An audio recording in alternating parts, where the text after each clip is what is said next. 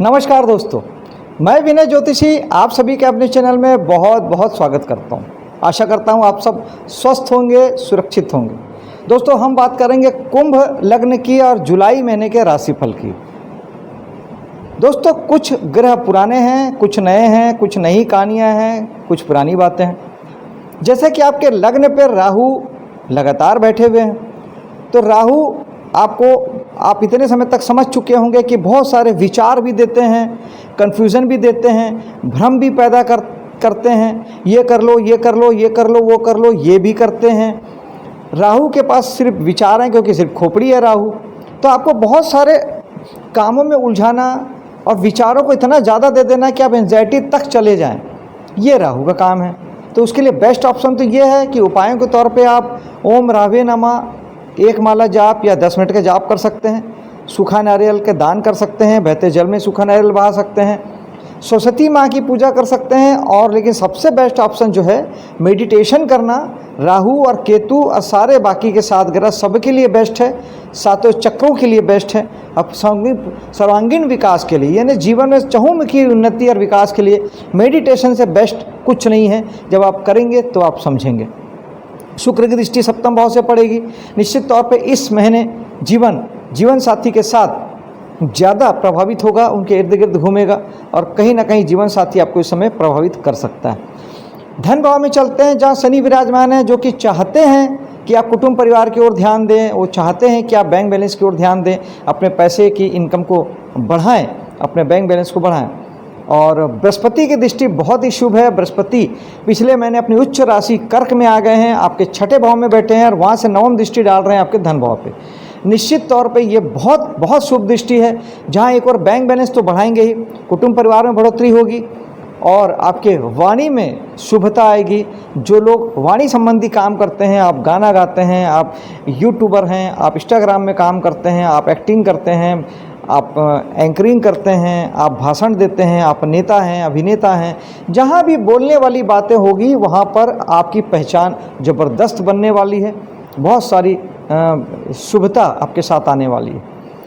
पराक्रम का भाव है, तो पराक्रम के स्वामी मंगल 4थे भाव में जाकर ये बताते हैं कि आपका जो पराक्रम है वो कहीं ना कहीं आप जुड़ा है आपके घर परिवार के साथ, निजी परिवार के साथ, मन की शांति के साथ, गाड़ी के साथ, घर के साथ, घर के सुख साधन के साथ।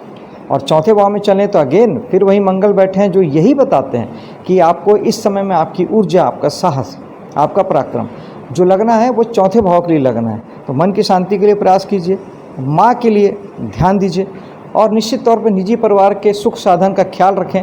यही मंगल भी चाहते हैं। और फिर यहाँ शनि की दृष्टि भी है, तो शनि भी अगेन यही चाहते हैं कि आप ज़्यादा से ज़्यादा अपने घर, गाड़ी, मकान, लग्जरी के पीछे ध्यान दें। ये भी जिम्मेदारी शनि सुनिश्चित करते हैं। पंचम भाव में चलते हैं, जहाँ सूर्य हैं और बुध हैं। सूर्य 15 तारीख तक रहेंगे, जो निश्चित ही आपके संतान के लिए भी अच्छे हैं। उनके जीवन में मान सम्मान जैसी बातें आएंगी, आपके लिए अच्छा है। आप अगर एजुकेशन से जुड़े हैं, आप कला जगत से जुड़े हैं, गाना गाते हैं, नाचते हैं, चित्रकारी करते हैं, पेंटिंग करते हैं, तब फिर ये सूर्य वहाँ आपको नेम फेम देंगे। बुध 7 तारीख को आ जाएंगे, जो कि अपने भाव को बलवान करेंगे, क्योंकि स्वराशि में बुध हो जाएंगे।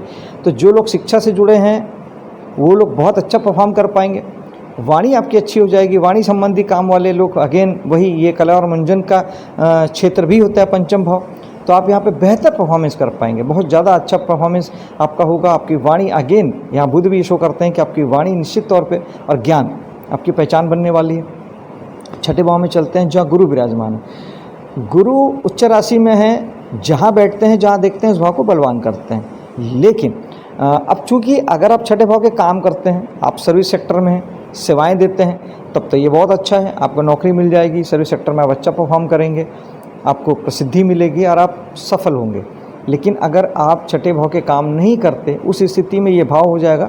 हाँ, आप यहाँ डॉक्टर हो सकते हैं, आप वकील हो सकते हैं और फाइनेंस के क्षेत्र में हो सकते हैं, जो कर्ज देते हैं। ये तीनों काम भी यहीं से होता है। ऋण, रोग, शत्रु, यानी कर्ज देना और लेना, कोर्ट कचहरी के मामले में वकील होना, या आप खुद स्वयं कोर्ट कचहरी के मामले में पड़े हों, और डॉक्टर जो बीमारी को लड़ता है। तो ये तीनों जगह में भी आप हो सकते हैं, तब भी आप शुभ हैं, आपको बृहस्पति शुभता देंगे।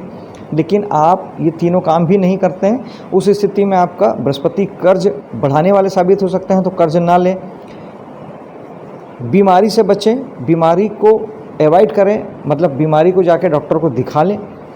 और शत्रुता तो बिल्कुल भी अवॉइड करें, लड़ाई झगड़े से बचें, थाना कोर्ट कचहरी अवॉइड करें।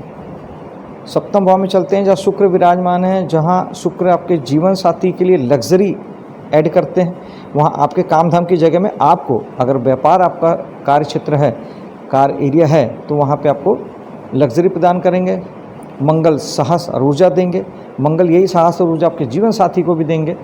उसके मन में थोड़ा अग्रेशन हो सकता है, साहस बढ़ा हुआ हो सकता है, तो पंगे लेने से बचें। और केतु चाहते हैं कि आप इस समय में अपने कामों, व्यापार के काम को लेके जीवन साथी के प्रति थोड़े से तटस्थ रहें, थोड़े से वैरागी रहें, वर्तमान में रहें, ज़्यादा सपने ना सजाएं, तो सब कुछ बढ़िया होगा। जब आप ज़्यादा सपनों की ओर, डिज़ायर की ओर भागेंगे, बहुत इच्छा कामना लगाएंगे, तो जीवन साथी भी तकलीफ़ देगा और आपका व्यापार बिजनेस भी आपको तकलीफ़ देगा। तो जितना हो सके अपने कर्म कीजिए, बेस्ट दीजिए और प्रभु के चरण में डाल दीजिए। मेडिटेशन ऑलवेज केतु के लिए, राहु के लिए बेस्ट होता है। मेडिटेशन करिए तो उससे विज़न प्राप्त होगा। अष्टम भाव में शनि चाहते हैं कि आप अपने चिंता, तनाव, परेशानी पे वर्क करें और उस पे अपनी ऊर्जा लगाएं और उसे ठीक करने की कोशिश करें, वरना ये और बढ़ जाएगा। भाग्य शुक्र हैं जो सप्तम में बैठे हैं, वो ये बताते हैं कि आपका भाग्य आपके जीवन साथी के माध्यम से बनने वाला है, तो उनका साथ जरूर लीजिए। दसम भाव भी बहुत बलवान हो गया है, मंगल की दृष्टि स्वराशि में पड़ रही है, तो भाव बलवान हो रहा है। जहाँ एक और मंगल आपको ज़्यादा से ज़्यादा स्पोर्ट्स से जोड़ सकते हैं, टेक्निकल कामों से जोड़ सकते हैं, इलेक्ट्रिकल कामों से, मैकेनिकल कामों से जोड़ सकते हैं, वहीं सामान्य रूप से ये साहस बढ़ाएंगे, ऊर्जा बढ़ाएंगे, एनर्जी बढ़ाएंगे और आपके कर्म क्षेत्र में थोड़ी गुस्सा भी देंगे, आपको बढ़ा हुआ रहेगा। बैलेंस करना आपका काम है। और यहाँ बृहस्पति की दृष्टि बहुत शुभ है, ये आपको काम में सर्वाधिक सफल बनाएंगे। ये बहुत अच्छा समय है कि आप इस समय में अपने बड़े से बड़े काम को फ्लोर पर ला सकते हैं, उस पर काम कर सकते हैं, क्योंकि जहाँ मंगल का साहस और ऊर्जा आपको रुकने नहीं देगा, टूटने नहीं देगा, आपको एक अलग सी एनर्जी देगा, वहीं बृहस्पति ईश्वरीय सफलता, भाग्य का साथ ये बृहस्पति देंगे। तो इस समय में आप अपने जितने महत्वाकांक्षी प्रोजेक्ट हैं उसको जरूर फ्लोर पर लाएँ। एकादश भाव में चलते हैं, जहाँ पे 4 ग्रहों की दृष्टियाँ आपको बहुत सारा धन, इनकम देने वाली है, समाज सोसाइटी से जोड़ने वाली है, दोस्तों यारों से जोड़ने वाली है और लाइफ को इंजॉयफुल बनाने वाली है। शनि की दृष्टि दसम दृष्टि पड़ेगी धन भाव से, जो आपके धन के मामले में, आपको धन के माध्यम से आपने कोई इन्वेस्टमेंट करके रखा हो, जैसे आप शेयर में लगाते हैं या कहीं इन्वेस्टमेंट करते हैं या किसी प्रकार से इस तरह के जो आपके पैसों के माध्यम से पैसा इनकम प्राप्त हो, ये सुनिश्चित करते हैं। मंगल की 8वीं दृष्टि चौथे भाव से प्रॉपर्टी रिलेटेड आपको प्रॉफिट शो करती है, दिलाती है। और सूर्य बुध पंचम भाव से ये शो करते हैं कि संतान के माध्यम से, या आपके कला जगत के माध्यम से, या आपके ज्ञान के माध्यम से आपको प्रॉफिट इनकम प्राप्त होने वाला है और इन्हीं फील्डों से आपको दोस्ती यारी भी मिलने वाली है, बढ़ने वाली है। अंत में चलते हैं 12वें भाव की ओर, जहाँ बृहस्पति की दृष्टि आपको खर्चों से जोड़ती है अगर आप 12वें भाव के काम नहीं करते हैं। लेकिन अगर आप विदेशों से जुड़े हैं, हॉस्पिटल उद्योग से जुड़ के काम करते हैं, आप योगा टीचर हैं, तब फिर ये बृहस्पति आपको सुपर सफलता देने वाले हैं। लेकिन आप यहाँ के काम नहीं करते तो ये बृहस्पति आपको खर्च कराएंगे। लेकिन बृहस्पति कहाँ खर्च कराते हैं? अपने ही फील्ड में, दान में, धर्म में, पूजा पाठ में, धार्मिक यात्राओं में, लोगों की मदद करने में। इस तरीके से बृहस्पति आपको पैसों का खर्च कराएंगे। अब बृहस्पति अपनी नीच राशि को भी देख रहे हैं, तो ये तय है कि आपको खर्च कराएंगे। लेकिन अगर आप यहाँ उपाय के तौर पे इन्वेस्टमेंट करते हैं तो ये एक अच्छा उपाय होता है 12वें भाव का, क्योंकि 12वां भाव ऑलरेडी इन्वेस्टमेंट का होता है, इन्वेस्टमेंट भी एक खर्च होता है। तो जब आप इन्वेस्टमेंट कर देते हैं तो और खर्च नहीं होता।